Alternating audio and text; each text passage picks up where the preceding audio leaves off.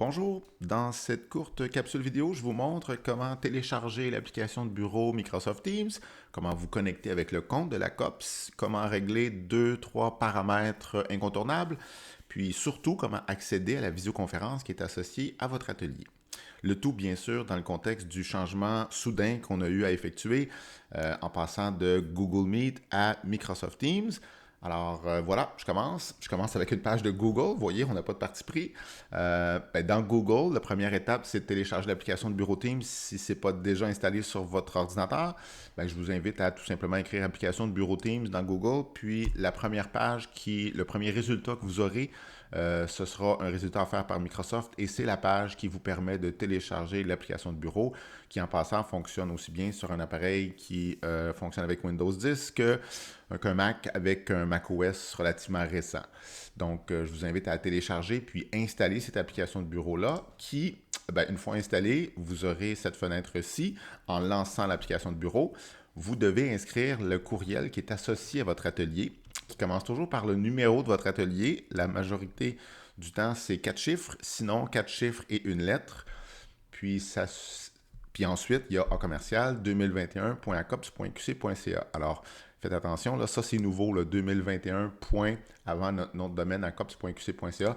C'est absolument ainsi que vous devez inscrire votre courriel, le courriel qui est associé au compte de votre atelier que vous devez utiliser. Alors, si je me connecte avec l'application de bureau Microsoft Teams, je suis invité évidemment à inscrire un mot de passe. C'est le même mot de passe pour tout le monde qui commence par un C majuscule HAPO 2021.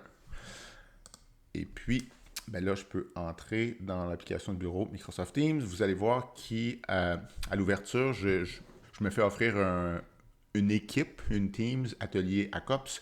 Fort probablement que nous vous inviterons à l'utiliser pour obtenir un quelconque support. Par contre, le but de cette capsule, c'est surtout de vous montrer comment accéder à votre visio. Alors, je me rends dans le calendrier et je me rends à la journée et à l'heure où aura lieu mon atelier. Dans le cas de l'atelier 1101, c'est le 29 de 8h30 à 10h. Alors, il y a donc déjà d'inscrits un événement, puis en le sélectionnant, je peux rejoindre la visioconférence qui y est associée. Bien important de ne pas modifier ou supprimer cet événement-ci parce que l'URL qui est associé a déjà été transféré dans la plateforme événementielle que les participants inscrits à votre atelier utiliseront pour vous rejoindre.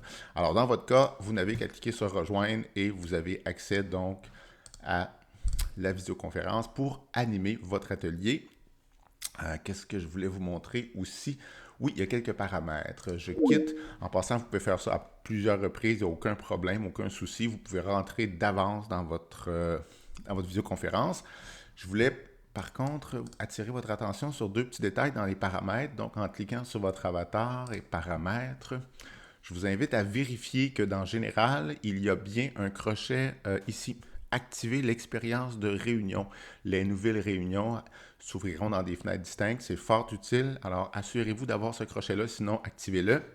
Et finalement, c'est peut-être pratique de savoir que dans les périphériques, donc dans les mêmes paramètres, là, vous pouvez contrôler quel appareil sera utilisé pour votre microphone et pour votre haut-parleur. Et vous pouvez même voir votre webcam ici.